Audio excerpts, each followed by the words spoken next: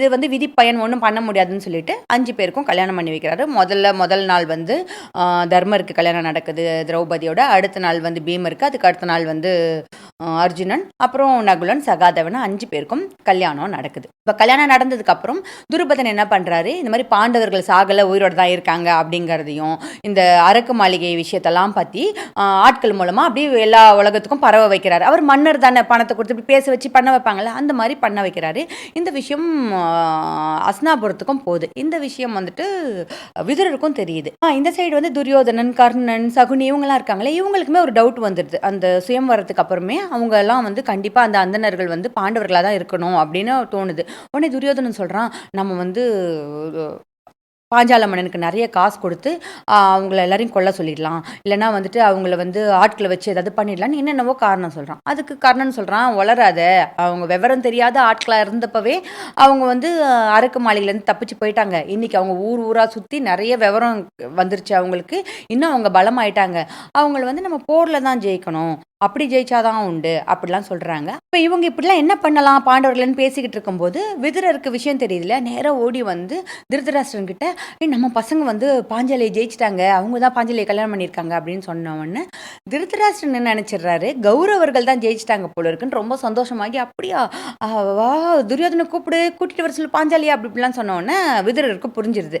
அண்ணா நான் சொன்னது நம்ம பசங்க, நான் சொன்னது வந்து கௌரவர்களில் பாண்டவர்கள் வந்து அரக்கு மாளிகையில் இருந்து தப்பிச்சிட்டாங்க போல இருக்கு, நல்ல வேலையா பிள்ளைங்க நல்லா இருக்காங்க, இன்னைக்கு அவங்க தான் அந்தணர்கள் வேஷத்துல இருந்து அந்த பொண்ணை ஜெயிச்சிருக்காங்க, கல்யாணம் பண்ணிக்கிட்டாங்கன்னு இப்போ வந்து திருதராஷ்டிரனுக்கு ஒரு மாதிரி ஆயிடுது. இது அவருக்கு கேட்கறதுக்கு பிடிக்கல, இருந்தாலும் வெளிக்காட்டிக்க முடியாது இல்லையா. உடனே ஓ அப்படியா, சரி எனக்கு ரொம்ப சந்தோஷம், என்னது நம்ம பாண்டவர்கள்லாம் உயிரோடு தான் இருக்காங்களா, என்னப்பா சொல்ற, நம்ம வந்து திருஷ்டத்யும்னோட பொண்ணை தங்கச்சியை கல்யாணம் பண்ணிக்கிட்டாங்களா, பாஞ்சாலி என் வீட்டு மருமகளா, நீ உடனே ஆள் அனுப்பி அவங்களெல்லாம் இங்கே கூட்டிட்டு வர சொல்லு, நான் கூப்பிட்டு வர சொன்னேன்னு சொல்லு அப்படின்னு சொன்னோடனே சொல்லிட்டு நீயே போய் கூட்டிட்டு வா அப்படின்றாரு. உடனே வந்து விதுரரும் நேராக கிளம்பி துருபத மன்னன் கிட்ட போறாரு. போயிட்டு விஷயத்த சொல்றாரு, இந்த மாதிரி திருதராஷ்டிரன் தன்னோட மகன்களை கூப்பிடுறாரு, அவங்க ஊருக்கே கூப்பிட்டுக்கலாம்னு நினைக்கிறாரு அப்படின்னு சொன்னோன்னே, எனக்கு ஒன்றும் இல்லைங்க, தர்மரும் மற்றவங்களும் வரேன்னு சொன்னால் நீங்கள் தாராளமாக கூட்டிகிட்டு போங்க அப்படிங்கிறாங்க. அப்போது விதுரர் போய் எல்லாரையும் பார்க்குறாரு, பேசுகிறாரு. விதுரர் தானே இவங்களை காப்பாற்றினாரு, அதனால வந்து குந்தி வந்து அழுகுறாங்க, பாருங்கள் நாங்கள் எப்படிலாம் கஷ்டப்பட்டு வந்தோம், இன்றைக்கி நல்ல நிலமையில இருக்கோம் எல்லாம் பேசுகிறாங்க. பேசினதுக்கப்புறம் எல்லாரையும் கூப்பிட்டுக்கிட்டு எல்லாரும் ஒரு தேரில் ஏறிக்கிட்டு இந்த துருபத மன்னன் கொடுத்த சீர்வரிசை எல்லாத்தையும் எடுத்துக்கிட்டு எல்லாரும் அஸ்தினாபுரத்துக்கு போகிறாங்க. அஸ்தினாபுரத்துக்கு போயிட்டு பீஷ்மரை பார்க்குறாங்க, துரோணரை பார்க்குறாங்க, காந்தாரியை பார்க்குறாங்க, எல்லாருக்கிட்டையும் வணக்கம் சொல்லி எல்லாருக்கும் ஒரே சந்தோஷம். அந்த நாட்டு மக்களும் எவ்வளோ சந்தோஷப்படுவாங்க, இறந்து போயிட்டு தான் நினச்சேன், ரொம்ப பிடிச்ச பாண்டவர்கள் திருப்பி வந்துட்டாங்கன்னா எல்லாருக்குமே ஒரு சந்தோஷம் இருக்குது.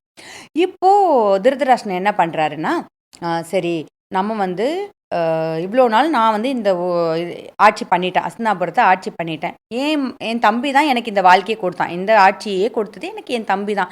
இன்றைக்கி அவனோட பையனுக்கு கல்யாணமும் ஆயிடுச்சு, வீட்டுக்கு மருமகன் ஒருத்தி வந்துட்டான்னும் போது அவளுக்கு நான் ஒரு ஆட்சியை கொடுக்கணும்னு நினைக்கிறேன் அப்படின்னு சொன்ன உடனே பீஷ்மர் எல்லாருமே இது சரின்னு சொல்கிறாங்க. ஏன்னா அவங்களாம் இருக்காங்கன்றதுனால தான் வந்து திருதராஷ்டிரனே இப்படி பேசுகிறான். உண்மையிலேயே அவனுக்கு நாட்டை கொடுக்கணும்னு ஆசை கிடையாது, எங்கே மொத்த நாட்டையும் பிடிச்சி அங்கே கொடுத்துட போகிறாங்களோ அப்படின்றதுக்காக இவனே என்ன பண்ணுறான், நான் கொடுக்குறேன், என்ன பண்ணலாம் பாதியாக பிரிச்சிடலாம், இல்லைன்னா தேவையில்லாமல் இந்த பசங்க சண்டை போட்டுக்குவானுங்க, பாதியாக பிரித்து பாதி நாட்டை பாண்டவர்களுக்கு கொடுத்துடலாம், நான் ஆட்சி பண்ணிட்டு இருக்கிறது, எனக்கு அப்புறம் என் பையன் ஆட்சி பண்ணிக்கிட்டோம் அப்படின்னு சொன்னோன்னே எல்லாருக்குமே ஓகேன்னு தோணுது. பெரியவங்க பீஷ்மர், துரோணர், இந்த மாதிரி ஆட்கள் எல்லாருக்கும், கிருபர் எல்லாருக்குமே இதுவும் சரின்னு தோணுது. இந்த விஷயத்த பாண்டவர்களை கூப்பிட்டு திருதராஷ்டிரன் பேசுகிறான். அவர் என்ன சொல்கிறாருன்னா, இந்தப்பா நான் உனக்கு பாதி நாட்டை பிரித்து கொடுத்துட்றேன், ஆனால் நீ இங்கே இருந்து ஆட்சி பண்ணாத, உனக்கு அஸ்தினாபுரம் வேணாம், என் பையன் ரொம்ப கேவலம், நான் பெற்றதுங்க எதுவுமே சரி கிடையாது, உனக்கு ஏதாவது கெடுதல் பண்ணிக்கிட்டே இருப்பாங்க, அதனால காண்டவ பிரஸ்தம்னு ஒரு காட்டு பகுதி இருக்குது, அது காடு தான், அந்த காட்டை அவனுக்கு கொடுத்து நீ அங்கே போய் ஆட்சி பண்ணு, நம்ம முன்னோர்கள் தான் அதை தான் தலைநகராக வச்சு ஆட்சி பண்ணாங்க, அதுக்கப்புறம் இப்போ அது பாழாக போயிடுச்சு, அது சரி பண்ணி நல்லா ஆட்சி பண்ணக்கூடியவன் நீ தான், அதனால் நீ போ அப்படின்னு சொன்னோன்னா இப்போ இதையும் தர்மர் எந்த விகல்பமும் இல்லாமல் ஏற்றுக்கிறாரு. அப்பா நீங்கள் சொன்னால் சரிதான்ப்பா, நான் போகிறேன், காண்டவ பிரஸ்தத்துக்கு போகிறேன், அந்த ஊரை நான் ஆட்சி பண்ணுறேன் அப்படின்னு சொல்லிட்டு எல்லாருமே, அதாவது பாஞ்சாலி, குந்தி, அப்புறம் மற்ற 5 பேர் எல்லாருமே சேர்ந்து அந்த காண்டவ பிரஸ்தம் சொல்கிற அந்த இடத்துக்கு போகிறாங்க. அது ஒரு காடு மாதிரி இருக்கு இல்லையா. இப்போ அந்த இடத்த என்ன பண்ணலாம் அப்படின்னு யோசிக்கும் போது இவங்களுக்கு உதவுறதுக்கு கண்ணன் வராரு. கண்ணன் வந்துட்டு கண்ணன் என்ன பண்ணுறாரு, விஸ்வகர்மா அப்படின்னு சொல்லிட்டு இந்திரலோகம் இருக்கு இல்லையா, இந்திரலோகத்தை சிருஷ்டிச்ச ஒரு ஆர்கிடெக்ட் இருக்கார். இந்திரலோகத்து ஆர்கிடெக்ட். இன்னும் சொல்லப்போனால் நம்ம பூமியை உருவாக்குனதே அவர் தான், பூமியை அப்படின்னு சொல்லுவாங்க. அவரை கூப்பிட்டு இந்த இந்த காண்டவ பிரஸ்தத்தை ரொம்ப அழகாக்கு, அது இந்திரனோட ஊரை விட அழகா இருக்கணும் அப்படின்னு சொன்னோடனே அந்த ஊரை, அந்த காட்ட அழிச்சு அவர் அழகழகான மாளிகைகள் உருவாக்குறாரு, நதிகள் உருவாக்குறாரு, ஆறுகள், குளங்கள், அந்த மாதிரி நிறைய அந்த மாதிரி வியாபாரம் பண்ணுறதுக்கான இடம் அப்படின்னு அழகழகாக அந்த ஊரை பார்க்கறதுக்கே ரொம்ப அழகாகிடுது. இப்போ அந்த ஊருக்கு வந்து மக்கள் தங்கணும்னு ஆசைப்படுறாங்க, வியாபாரிகள் வந்து தங்குறாங்க. வெளிநாட்டிலேருந்து இந்த நம்மளே ஒரு புதுசாக ஒரு இடம் இருக்குன்னா அங்கே இடம் வாங்கி போட மாட்டோமா, அந்த ஊருக்கு போவோம். அந்த ஊர் கொஞ்சம் கொஞ்சமாக டெவலப் ஆகும்ல, அந்த மாதிரி இந்த காண்டவ பிரஸ்தம் கொஞ்சம் கொஞ்சமாக டெவலப் ஆகுது. அது இந்திரனோட லோகம் மாதிரியே இருக்கிறதுனால அது இந்திரபிரஸ்தம் அப்படின்னு சொல்லப்படுது. இப்போ ஒரு நாள் இந்திரபிரஸ்தத்துக்கு நாரதர் வராரு. வந்துட்டு என்ன சொல்றாருன்னா, நீங்கள் 5 பேரும் ஒரே பொண்ணை கல்யாணம் பண்ணிக்கிட்டு இருக்கீங்க, ஒரே பொண்ணை கல்யாணம் பண்ணிட்டு இருக்கும்போது சண்டை வர்றதுக்கு நிறைய சான்ஸ் இருக்கு அப்படின்னு சொல்லிட்டு சுந்தன் உபசுந்தன் ஒரு கதையை பற்றி சொல்றாரு. இவங்க 2 பேரும் வந்து ரொம்ப பயங்கர பாசமாக இருக்க அண்ணன் தம்பிங்க.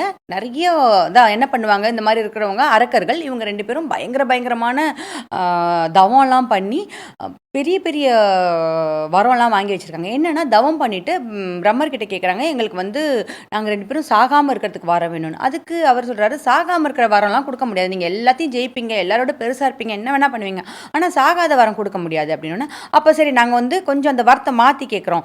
நான் என்ன கொள்வது என் அண்ணனாக இருக்கணும், அதே மாதிரி அவனை கொள்வது நானாக இருக்கணும், எங்கள் 2 பேருக்கு சாவு எங்கள் 2 பேர் கையால் தான் இருக்கணும், வேறு யாருமே எங்களை கொல்லக்கூடாது அப்படின்னு அவங்க ட்ரிக்கியாக ஒரு வரம் கேட்குறாங்க. நம்ம அண்ணனை நம்ம எங்கேருந்து கொல்ல போகிறோம், நம்ம தம்பி எங்கே நம்மளை கொல்ல போகிறோம் அப்படின்னு மாறி மாறி 2 பேரும் நினச்சிக்கிட்டு இது மாறவே மாறாதுன்னு இப்படி ஒரு வரம் கேட்குறாங்க.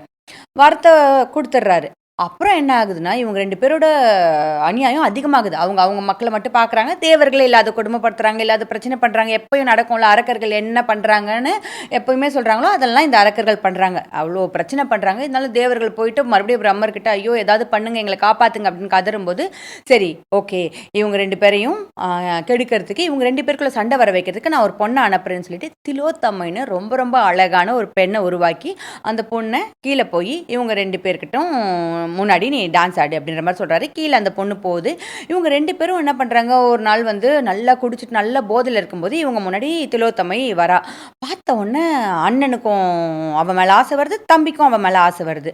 2 பேரும் அவள் கையை பிடிச்சி ஒருத்தர் பக்கம் ஒருத்தர் இழுக்கிறாங்க. இந்த பக்கம் ஒருத்தன் இழுக்கிறான், அந்த பக்கம் ஒருத்தன் இழுக்கிறான். அப்போ அண்ணங்காரன் தம்பியை பார்த்து சொல்கிறான், தம்பி கையெடு, இவளை நான் பார்த்துட்டேன், நான் ஆசைப்பட்டேன், கையெடு, இவனுக்கு அண்ணி மாதிரி அப்படின்றான். இப்போ தம்பி என்ன சொல்கிறான், அண்ணா அல்ல நான் தான் அவளை ஃபஸ்ட்டு பார்த்தேன், நீ உன் கையெடு, இவளை நான் தான் பார்த்தேன், இவ உனக்கு பொண்ணு மாறின். இதில் 2 பேருக்கும் சண்டை வருது. குடிச்சு வேற இருக்காங்க, மூளை மழுங்கி போயிருக்கோம். 2 பேருமே சேர்ந்து ஒருத்தர் சண்டை போட்டுக்கிட்டு பயங்கரமாக ஒருத்தர் கொன்று செத்து அழிஞ்சு போயிடுறாங்க. அதாவது இந்த உலகத்தில் யாராலையுமே எதுவுமே பண்ண முடியாத அண்ணன் தம்பிங்க 2 பேர். அவ்வளோ பாசம், அவங்க பாசத்தை எப்படியுமே யாராலையும் குறைக்கவே முடியல. ஆனால் ஒரு பொண்ணு வந்து அதை மாற்ற முடிஞ்சுது அப்படின்ற இந்த கதையை நாரதர் சொல்லிட்டு என்ன சொல்கிறாருன்னா, இந்த மாதிரி பொண்ணால் சண்டை வரத்துக்கு நிறைய சான்ஸ் இருக்குது. அதே மாதிரி தான் பாஞ்சாலியால் உங்கள் 5 பேருக்கு இடையிலையும் கூட பிரச்சனை வரலாம், ஆனால் வரக்கூடாது.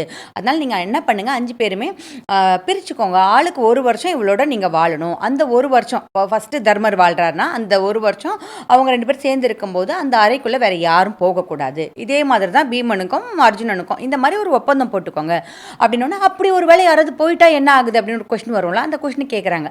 அப்படி ஏதாவது போயிட்டீங்கன்னா நீங்களே வந்து பிரம்மச்சரிய விரதம் மேற்கொண்டு தீர்த்த யாத்திரை போயிடணும் அப்படின்னு சொல்கிறாங்க. இதே மாதிரி 5 பேரும் வாழ ஆரம்பிக்கிறாங்க.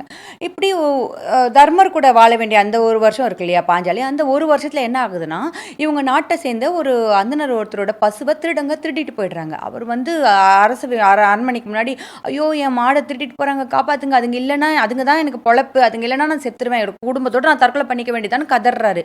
அர்ஜுனன் பார்க்குறான், இருங்க பார்க்கலாம் என்ன பண்ணலான்னு நான் பார்க்குறேன்னு சொல்லிட்டு பார்த்தா அவங்க போகிறாங்க. அவங்களை தொடர்ந்து போய் இவர் போரிடணும்னா இவரோட போர்க்கருவிகள் எல்லாமே திரௌபதியும் தர்மரும் இருக்கிற அறைக்குள்ளே இருக்குது. இவன் ரொம்ப தயங்குறான். அப்போ வந்து அவர் கதறாரு, ஐயோ நீ நாட்டு மக்களை காப்பாற்றுறது அரசர்களோட வேலை தானே, இப்படி காப்பாற்றாமல் இப்படி இருக்கிறீங்களே, யாருமே எனக்கு உதவி பண்ண மாட்டீங்களே அப்படின்னும் போது அர்ஜுனனுக்கும் தோணுது, சரி இவனோட பசுக்களை காப்பாற்றி கொடுக்க வேண்டியது தான் ரொம்ப முக்கியம், அதனால என்ன பிரச்சனை வந்தாலும் பின்னாடி பார்த்துக்கலாம்னா, அதிகபட்சம் நம்மளை வந்து 1 வருஷம் இதுக்கு போக சொல்லுவாங்க, நம்ம அந்த தண்டனை அனுபவிச்சுக்கலாம்னு சொல்லிட்டு உள்ளே போய் கடன்னு இந்த அவனோட ஆயுதங்களெல்லாம் எடுத்துகிட்டு வந்துட்டு அந்த திருடங்களை துரத்திட்டு போய் அவனுங்களுக்கு வந்துட்டு அந்த மாடெல்லாம் பசுக்களை கொண்டாந்து இந்த அந்தனர்கிட்ட கொடுத்துறாரு. கொடுத்ததுக்கப்புறம் அண்ணன்கிட்டையும் திரௌபதி கிட்டையும் சாரி சொல்கிறாரு, என்ன நான் வந்திருக்கக்கூடாது வந்துட்டேன் அப்படின்னு. அப்போது தர்மர் என்ன சொல்கிறாரு, பரவாயில்ல நீ பண்ணது ரொம்ப முக்கியமான விஷயம், தேவையில்லாமல் நீ வரல, திமிராலாம் நீ வரல, இல்லை உன்னோட அஜாக்கிரத்தினால நீ வரல, நீ வந்து வேறு வழியே இல்லாமல் வந்து இதனால் ஒன்றும் பிரச்சனை இல்லைன்னு. அர்ஜுனர் என்ன சொல்கிறாரு, இல்லை இல்லை இது வந்து நம்ம டீல்னா டீல் தான், நான் ஒரு ப்ராமிஸ் பண்ணியிருக்கேன், நம்ம எல்லாருமே அந்த ப்ராமிஸ் பண்ணியிருக்கோம், நான் இப்போ உள்ளே வந்துட்டேன், நீங்கள் இருந்த ரூம்குள்ளே வந்துட்டேன், அதனால நான் பிரம்மச்சரிய விரதம் மேற்கொண்டு கண்டிப்பாக ஒரு வருஷம் தீர்த்த யாத்திரை போயிட்டு தான் வரப்போகிறேன், என்னை தடுக்காதீங்க, எனக்கு விடை மட்டும் கொடுத்து அனுப்புங்கன்னு சொன்னவொன்னே வேறு வழியே இல்லாமல் தர்மர் மற்றவங்க எல்லாம் அர்ஜுனனுக்கு விடை கொடுத்து அனுப்புகிறாங்க. இப்போ அர்ஜுனன் தீர்த்த யாத்திரை கிளம்புறாரு, பிரம்மச்சரிய விரதம் மேற்கொண்டு அப்படின்னு தான் சொல்கிறாங்க. ஆனால் இந்த தீர்த்த யாத்திரையில் தான் வந்துட்டு ஒரே கல்யாணமாக பண்ணி தள்ளுறாரு நம்ம அர்ஜுனன். கிளம்பும்போது அவர் வந்து சன்னியாசி வேடத்தில் தான் கிளம்புறாரு. சன்னியாசி வந்து ராஜா உடையெல்லாம் எடுத்துகிட்டு சன்னியாசி மாதிரி வேஷம் போட்டுக்கிட்டு, சன்னியாசி மாதிரி ட்ரெஸ்ஸு போட்டுக்கிட்டு அவர் கிளம்புறாரு. போயிட்டு நிறைய புனித தீர்த்தங்களில் நீராடுறாரு, நிறைய இடங்களுக்கு போகிறாரு. இப்போ கங்கையில் ஒரு நாள் நீராடிட்டு இருக்கும்போது இவரை நாகக்கண்ணிக்கு ஒருத்தி பார்க்குறா.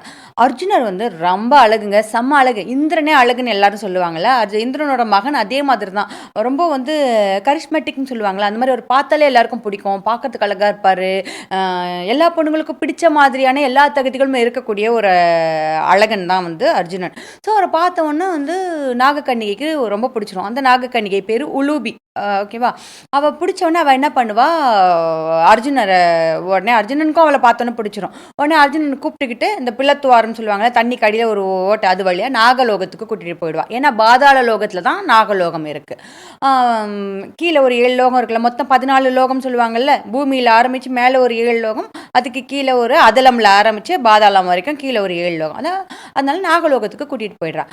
அங்கே கூட்டிகிட்டு போயிட்டு அர்ஜுனனை கல்யாணம் பண்ணிக்கிறா. 2 பேரும் மகிழ்ச்சியாக இருக்காங்க. அங்கே அவங்களுக்கு ஒரு குழந்தை பிறக்குது. அந்த குழந்தை அரவான். அந்த குழந்தை பின்னாடி வரும், அரவான் கதையை நம்ம பின்னாடி பார்ப்போம். அந்த குழந்தை பிறந்தோன்னா அந்த குழந்தை அழகாக இருக்குது. ஆனால் அந்த குழந்தைய பிரியவே மனசு இல்லாமல் அவளையும் தன்னோட மனைவி உலுபியையும் விட்டுட்டு, நான் வந்து இந்த மாதிரி பிரம்மச்சரிய விரதத்தில் இருக்கேன், ஆனால் நான் கிளம்பணும் அப்படின்னு சொல்லி அங்கேருந்து கிளம்புறாரு. இந்த பொண்ணை பார்த்த உடனேயும் கூட இவர் சொல்லுவார், இவருக்கு ரொம்ப அவ்வளோலாம் இது கிடையாது, கொஞ்சம் நல்லவர் தான். அதனால் அவர் என்ன பண்ணுறாரு, ஐயோ நான் பிரம்மச்சரிய விரதம் மேற்கொண்டு வந்திருக்கேன், நான் இப்போ எப்படி உனக்கு கல்யாணம் பண்ணிப்பேன்னா, அதெல்லாம் ஒன்றும் பிரச்சனை இல்லை, நான் தானே ஆசைப்பட்றேன், இப்போ என் ஆசை நீ நிராகரிச்சுன்னா நான் செத்து போயிடுவேன், அதுதான் பெரிய பாவம், ஒரு பொண்ணோட பாவம் உனக்கு வேணாம், அதனால் அதெல்லாம் பார்த்துக்கலாம், நீ என்னை கல்யாணம் பண்ணிக்கோன்னு சொல்லி தான் இந்த பொண்ணு கல்யாணம் பண்ணிக்கும்.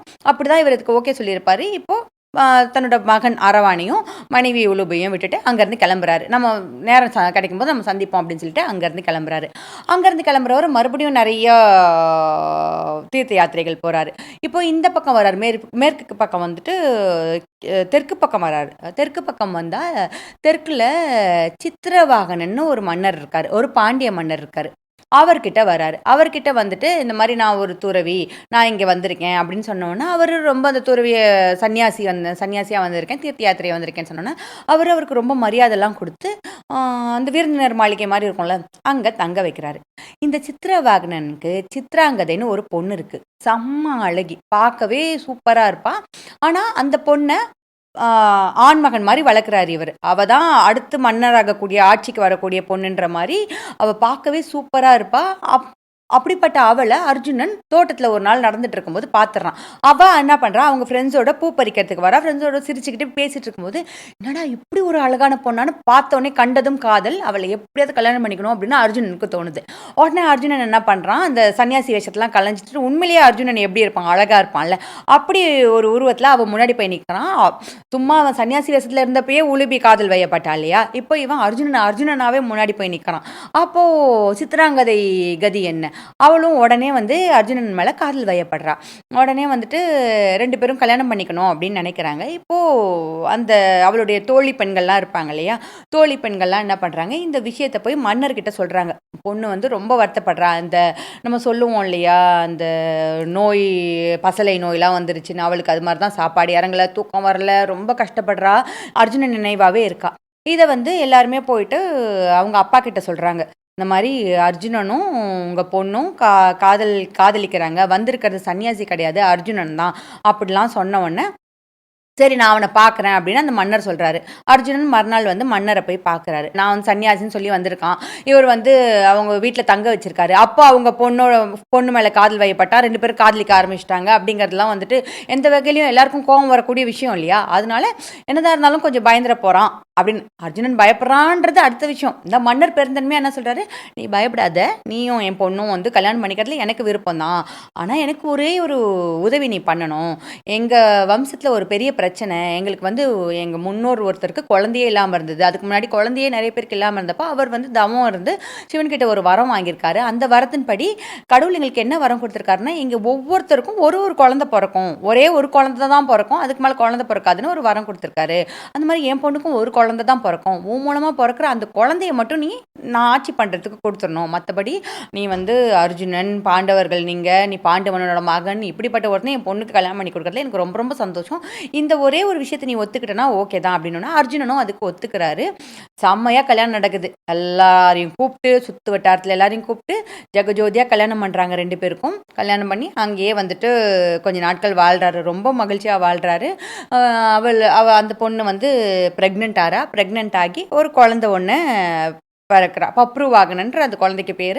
அந்த குழந்தை பெற்ற உடனே அப்போது இவர் என்ன பண்ணுறாரு, அர்ஜுனன் அவர் கிளம்ப வேண்டிய நேரம் வருதுல, என்னதான் இருந்தாலும் அவர் ஊருக்கு போகணும். அப்போது கிளம்பணுன்றதுனால மற்ற தீர்த்த யாத்திரையை முழுசாக முடிக்கணும் இல்லையா, அதனால தன்னோட ஒய்ஃப் கிட்ட சொல்லிட்டு, இந்த பாரு நீ இங்கேயே இரு, குழந்தைய வளரட்டும், இந்த ஆட்சி பண்ணட்டும், உங்கள் ஊர் ஆட்சி பண்ணட்டும், சரியான நேரம் வரும்போது நான் உன்னை கூப்பிட்டுக்கிறேன், நான் உனக்கு பிரியிறேன் அப்படின்னு சொல்லிட்டு பிரிய மனம் இல்லாமல் அங்கேருந்து பிரிகிறாரு.